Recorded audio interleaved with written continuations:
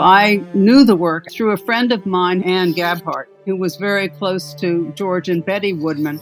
And that's how she discovered the work. Anne was very, very close to Betty. I was really drawn to the work. One had to retrieve the formal power of the work from this idea that it was expressionistic.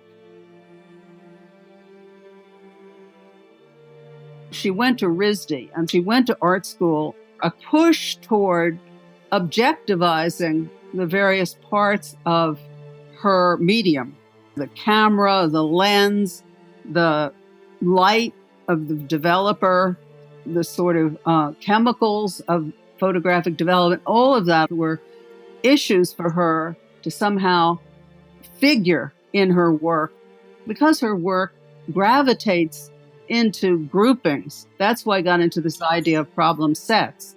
I was very interested in the formal intelligence of the work, that instead of just stressing the fact that here was a very troubled girl who ended her own life, that's about destroying the seriousness of the work. One of the sets I was very interested in, I don't think it's herself, I think it's a classmate or something, in a museum display case, which is a very limited, cage-like square, like a tiny room. I think there are something like 4 or 5 or 6 as a group. This figure crouching or trying to stand up within this terrible enclosed space. I really found that a very, very moving set. And I tried to imagine what was the problem that was set, which she responded to in that way. Her work afterward recapitulates this idea that you set yourself a problem and then you answer that problem with work. And the problem I see is something like the outward limits of your consciousness.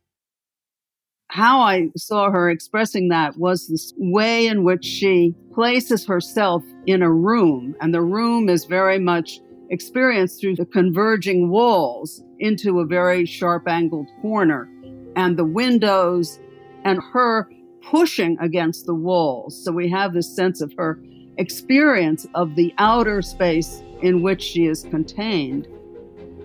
This very beautiful set of images of this white cloth that covers her either lying down or standing and figures forth a sense of the flat white surface of the print.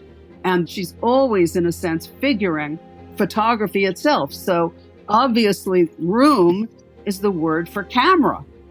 And there's also the windows that she shows a great deal in the room, and the glass of the windows is the glass of the lens. Through this diaphanous quality of the cloth, you see her body.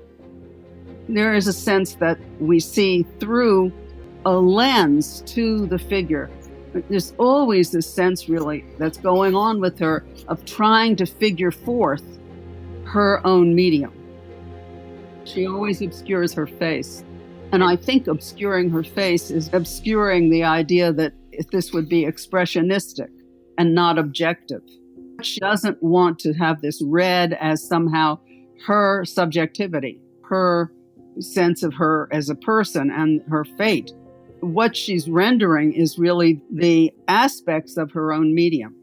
That's a very formalistic reading of her, but I am very unapologetic about that. It's one of the reasons I called it problem sets in terms of art school, because I think the idea of the problem set is about taking some kind of almost abstract idea and finding a way of making it concrete, finding a way of figuring it, not expressionistically, but formally. I think that her work also transcends all kind of categorizations. I don't really want it to be limited to the idea of feminism. The title of my book is Bachelors, which is a book that's ironic about the whole question of feminism and women's art. I don't know who I would compare her to, but it's really opposite Cindy Sherman. Cindy Sherman is always putting herself in this kind of stereotypical situation, either in the stereotypes of recognizing film styles, the style of directors. But Francesca stays away from the stereotype. Francesca, though she's not involved in stereotypes, she is interested in the beginnings, not only of art, but of photography. I think she wants to avoid narrative. Photography is instantaneous. She wants to capture the instantaneity of the photographic click, and not recreate a narrative vision, even though maybe the problem set would suggest a narrative.